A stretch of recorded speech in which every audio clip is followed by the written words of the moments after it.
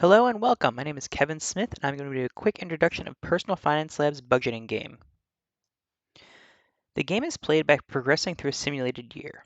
Students start with a checking account, savings account, and credit card that they'll be using to solve financial decisions over the course of that year. The game starts with all users taking on the role of a college student with a part-time job. What this means is that they don't have consistent paychecks as they play the game. Every week of the game, they're going to have a different amount that they've been scheduled to work, which means they'll have a different amount of income. It also means they're going to have roommates, and so a lot of the bills that they're going to encounter throughout the game are going to be reduced by a certain extent. One of the main challenges while in part-time mode is for the student to understand how to balance their unexpected income with their unexpected expenses to build up a healthy emergency fund so they can handle any conflicts that come up during the game. Partway through the game, students will finish school and graduate and begin their first full-time job. Switching to their full-time job means they no longer have unexpected income. They'll have a regular 40-hour work week and get a paycheck every second Friday. However, this means that a lot of their expenses are going to increase significantly. For example, they'll no longer have roommates, and so they'll have to pay the full share of rent themselves. They'll also have a bunch of unexpected bills that they didn't have before. For example, making payments towards their student loans and health insurance. This makes the game both easier because the students are going to have more expected income, but also more difficult because the amounts they need to pay to increase quite a bit, and they'll have more bills to have to worry about. Throughout both halves of the game, all of the users have three primary objectives. The first is to set and hit savings goals every month, and this also includes building up an emergency fund over time. The second is to build their credit. They have a credit card and they can build up their credit score by using that credit card responsibly. And the third is to maintain a high quality of life. What this means is that winning the game doesn't come down to just saving every penny and cutting back on all the spending. There needs to be a balance in all things. When users start the game for the first time, the first things that they're faced with are decisions about how they want to arrange their quality of life. For example, they can choose a nicer place with just one roommate while they're in part-time mode, or a much larger place with 5 roommates, which is going to be more uncomfortable but cheaper. Choosing nicer options is a clear way for the students to improve their quality of life, but it makes it harder to reach their monthly budgets. After making their selections for their place of housing, their TV and internet plan, their cell phone plan, and how much they want to spend on groceries every month, they can begin the game. Before really getting into the actual gameplay, the first thing they do every month is plan their monthly budget. This is where the savings goals come into play. First, they will see the hours that they're expected to work at their job every week. If they're working in part-time mode, they'll get paid every week, and they might have different hours that they're working every week, which can make it more difficult to plan how they're going to spend in the month ahead. If they're in full-time mode, they'll only get paid every 2 weeks, but work a consistent 40 hours for every week of the game. We also provide a calculator to help users have a good, easy way to calculate their expenses. So first, I will enter the income that I'm expected to earn this month. While I'm a part-time worker, I'm also working in a cafe, and so there's some tips added to my wages, but my income taxes will be taken out. Next, I will see my expenses for the month. If I'm carrying over any unpaid bills or a credit card balance from the previous month, I will have that in my current liabilities. Otherwise, I'll see my expenses that I know are coming up. This includes things like my rent, cell phone bill, internet bill, energy payments, and more. At the very bottom, the students also need to make a guess at how much it's going to cost them for all of the other unexpected expenses they're going to experience during the month. During the first month of the game, this can be a very unknown, where students may just make a wild guess. But for subsequent months of the game, we show them exactly how much they spent on these other unexpected things to help them understand that these expenses can really add up and become a major part of the planning they need to make in their budget every month. For now, I'm just going to assume it's going to cost me about $300 and other things that happen to come up. Last, and most importantly, this is where students set their savings goal for the month. We have a philosophy where students should be using a pay-yourself-first saving strategy. That means that their savings goal they set for each month should be based on their total expected net income, and that goal itself should be at least 10%. So if I'm expecting to earn $1,800, I will want to save about $190 this month. That'll give me a solid 10% savings goal. Now this month I happen to be working a lot of hours, so I have a lot of expected income coming in. I don't have that many expenses because I put a very low number for how much those other expenses might pile up, and I didn't choose very expensive options for my quality of life. That means this difficulty is going to be quite easy. In other months, where the students have a much lower expected income because they may have gotten lower numbers of hours at their job, or if they have more expensive quality of life standards, or if they have more unexpected expenses come up during the month, this goal might be more difficult. I might need to take a balance of which bills I want to pay and which savings goals I'm going to hit. Once I've set my savings goal for the month, I will start. At the end of every week of the budget game, the students also get to choose what they want to do for the weekend. There's always 4 different choices they can make. They can work extra hours, which means that they're going to be working extra hours at their job, and they'll get paid for that, whether it's full-time or part-time mode. That payment will appear on their next paycheck. They can also choose to socialize. Events with socialization is a really good way to build up the students' quality of life points, but most of these actions do cost money. They also have the option to take care of their household chores.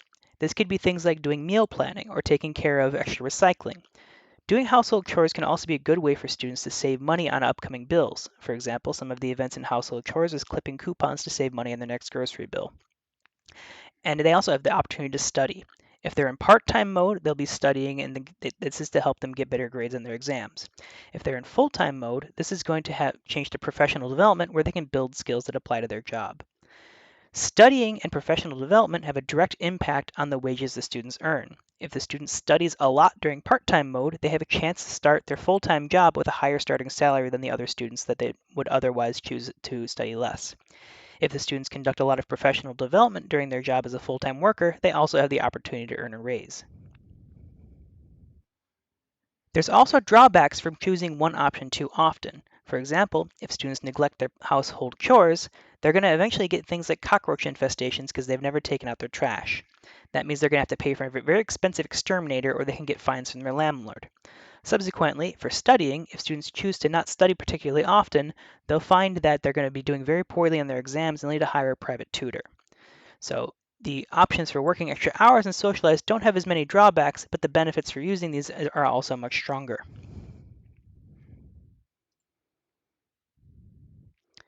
See, in this case, I chose to do my household chores, and I got a small rebate because I did a lot of recycling and I was able to recycle some of those cans and to get my deposits back. The game is otherwise played by the students rolling the die to move forward. They'll move forward half a day for each number on the die. For example, rolling a 5 will move me forward 2.5 days.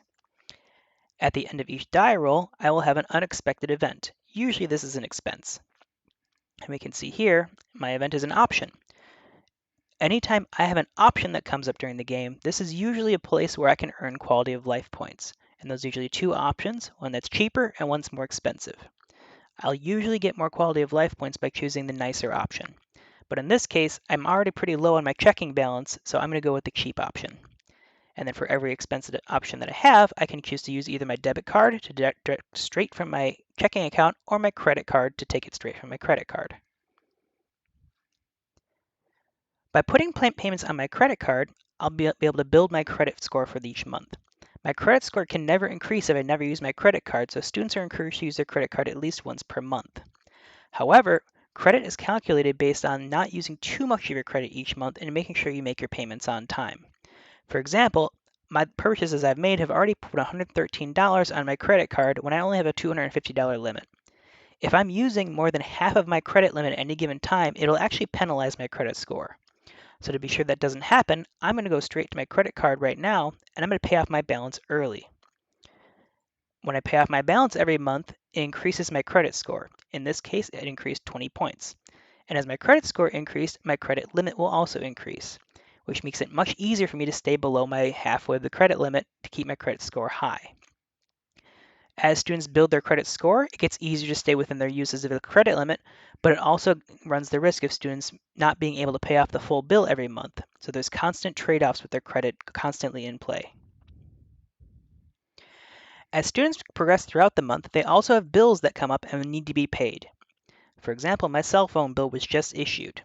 Students can tell when a bill will come up because there's a grayed out indicator of what that bill is, and then it's always due sometime later in the month, and they'll have a reminder indicator on it below.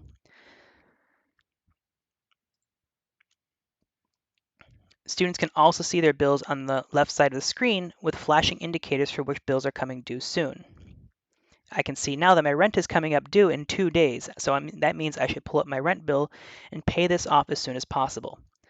As of right now, I don't have enough money in my checking account to pay off my entire rent bill. Thankfully, I do have enough credits limit available right now to make this payment.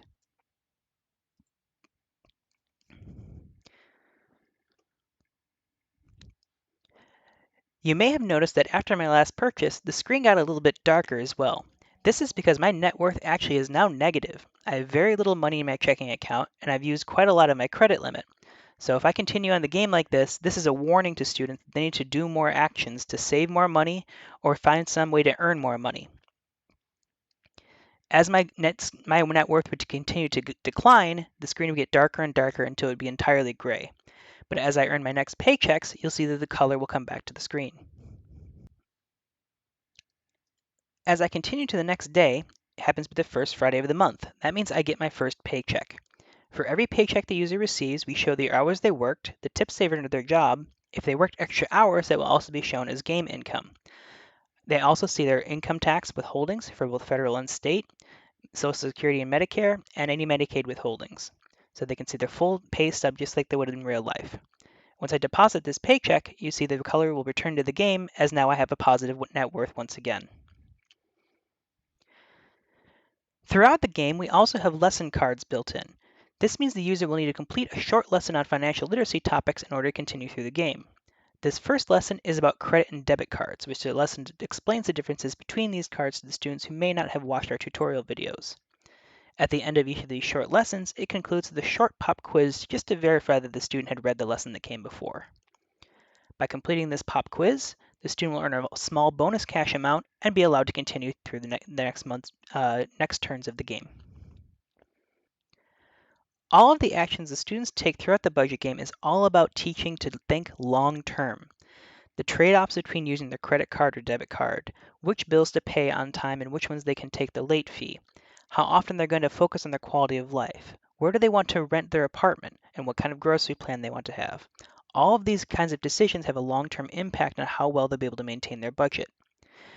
For the individual actions that come up as part of the choices they face throughout the game, many of these have long-term impacts as well. For example, I have a choice right here. I have the opportunity to buy a new battery pack for my phone. It'll only cost $30. Now, choosing the more expensive option here of buying the battery not only will give me some quality of life points, but it's very likely I'm going to see another event later in the game, maybe not next turn, maybe not even next month, but will involve the battery of my phone dying at a critical time, and whether or not I have this battery will have an impact on the outcome of that event. To reach the savings goals every month, students need to transfer money from their checking account to their savings account. If you remember, at the start of the month, I said I need to have at least $190 saved up in my savings account by the end of the month. And so right now, I just got my second paycheck. I happen to have some extra cash, and so I'm going to save up exactly that. If students are able to save up $500 and then later $1,000, they'll actually get additional bonus points to their game score due to saving up a certain threshold of their emergency fund. So in this case, I will save the extra $310 immediately because I happen to have that available in my checking account. Doing so gave me a huge boost to my game score. However, now I don't really have enough money to last through the next week, which means I need to transfer money back. If the students pull money out of their savings account that takes them below their emergency fund threshold, they'll immediately lose those points. Those points can, of course, be regained the next time they save up the emergency fund threshold. If I am finding that the choices that I made at the beginning of the game are making it too difficult for me to reach my savings goals, or if I think I'm having a too easy time to meet my savings goals and I want to have a little bit more quality of life points, I also have the opportunity to change them using these buttons at the bottom. If I want to change my housing, my TV internet plan, or my cell phone plan, there will be a breakage fee if I break my current lease or contract. However, I can change my grocery plan at any time. This will just apply the next time I go to grocery shopping. At the end of every month, students will see a summary of their performance for that month, including their total income, total expenses, and how well they did for their savings goal. In this case, I met and hit my savings goal, which earned me a full 600 points. I would get less bonus points if I had set a savings goal of less than 10% of my income. And if I didn't hit my goal at all, I wouldn't be earning any bonus points at all. At any point, the users can also go to their budget game summary from the main menu, which will let them see all of their stats so far. This will include their overall scores, how much they have on all the other stats of the game, where they are for their net worth, quality of life, and credit score over time. Since I've only completed 1 month, I only have one data point available here, however. And I can also see the breakdown of where my net worth is between my checking account, savings account, what's being deducted from unpaid bills, and my credit card balance. I can also see a summary of my recent transactions from all of my accounts, or I could view my full account statements using the menu at the top of the screen. If students would like a refresher on how to use some of the different tools of the budget game, we also have a library of tutorial videos that explain different parts of each of the game in detail. As users progress through the game, they're going to have a better idea on how their expenses can pile up over time and what they can do to mitigate those challenges. The different types of income they see as a part-time student and a full-time worker also have a big impact of understanding how different life changes can have a big impact on their budget over time. Throughout those 12 months, students will be facing hundreds, if not thousands, of different purchasing decisions, and they'll be able to see a direct impact of what that means to their budget, their quality of life, and their financial futures.